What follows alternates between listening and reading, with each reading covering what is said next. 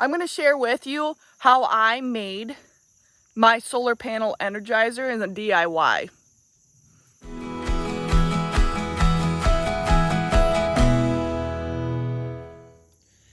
I'm going to show you guys the parts and the structure that I made of my DIY solar powered energizer. This is the front side. I've got my fence here, and so I'm not going to move it back. You guys will just have to check it out as I flow through here. Here's the front. Here's how I structured it. Here's how it's setting. Here's the back side.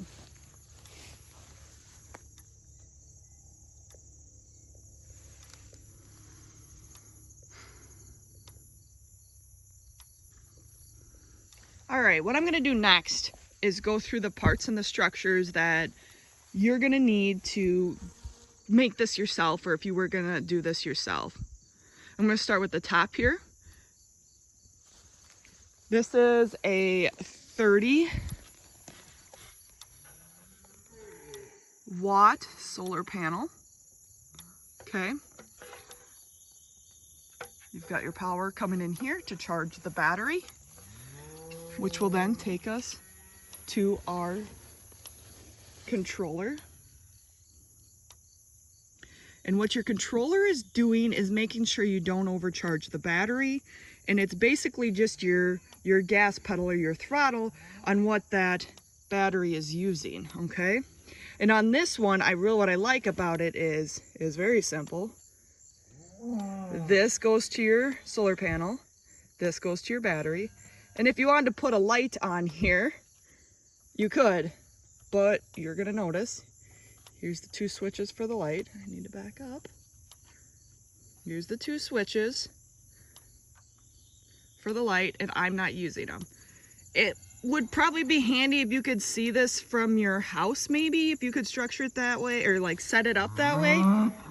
And I just let the girls in here, so they're coming back. And we got more coming up.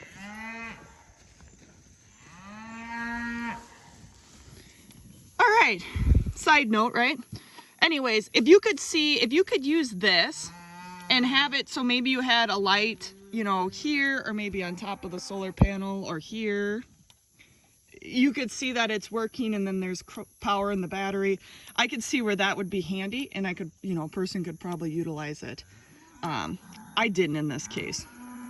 So if we go from the controller, charge controller, and we go to the battery, this is just a 12-volt marine battery. And the reason you want to use a marine battery is because that can take a or a slow charge a lot of times, and then it can take recharging. It's just meant for it more. And this actually, I guess, I would say I did get this local. I got this at Menards. So, this is just a 12-volt marine battery. From there, we'll follow these wires back. These wires, once again, go back to your charge controller. And from this wire, so the charge, you need to have a DC-powered Joule energizer. Which in this case, I did get from an online fencer company that had it on clearance. So I did get a fairly good deal on this one. This is a 2 joule output. Make sure you're watching your joules on your energizers and not really the miles. This one does work very good, and I'm going to show you that. For like the voltage and stuff, it puts out too much. I'll follow this ground wire next, because you do need to include that. And this is my ground rod, and as far in the ground as I could get it, along with my alligator clamps clamping onto the rod on that ground clamp. From there, I have my fence off because I'm entirely scared of it, because you will all see that it puts out a lot of charge. So the clip, or the alligator clip in this case, is clipped onto my fiberglass post that I bought. And I did get this local. So what it is on is a fiberglass, I suppose must be a 6x4 fiberglass post, I think I got it was like 8 feet long. So all I did was cut it into thirds, and my father-in-law helped me build all this. So thank you to him.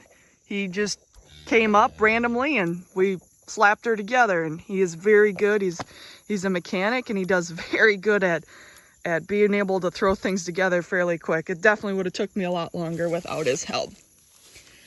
So we found these brackets around the farm, and we used those to connect it. And guys, that is really it.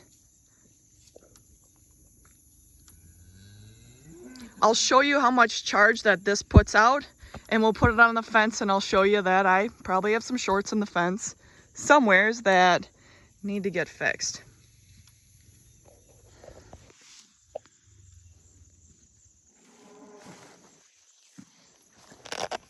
All right, I'm going to try to single-handedly do this. We're going to see how this goes. This is what I have with me. This is the voltmeter I have that I'm using today. Let her slide down. This needs to be placed in the soil, in the ground. And what I'm going to do is I'm going to set this up so I can connect onto it. Maybe I'll set it this way so you can see that.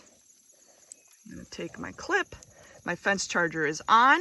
To shut your fence charger off, pull that off, or pull your negative off.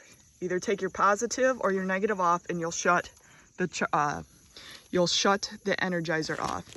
So I'm going to clip onto here.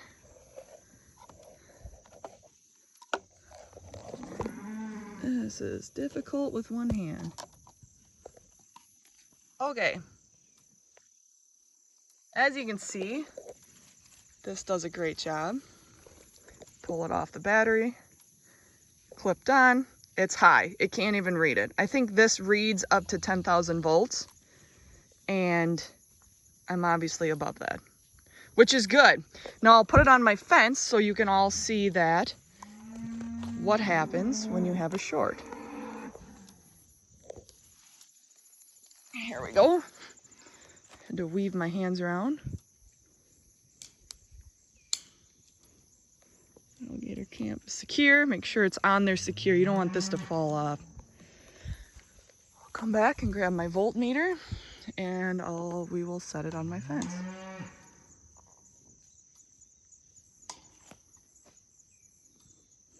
Oops, I got something wrong here.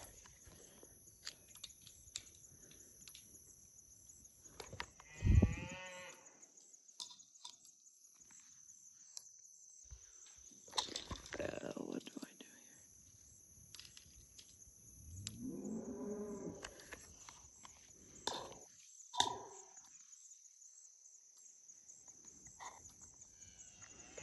here? I obviously have a short in my fence because I'm not getting any voltage. Something's not right. We'll have to look into that.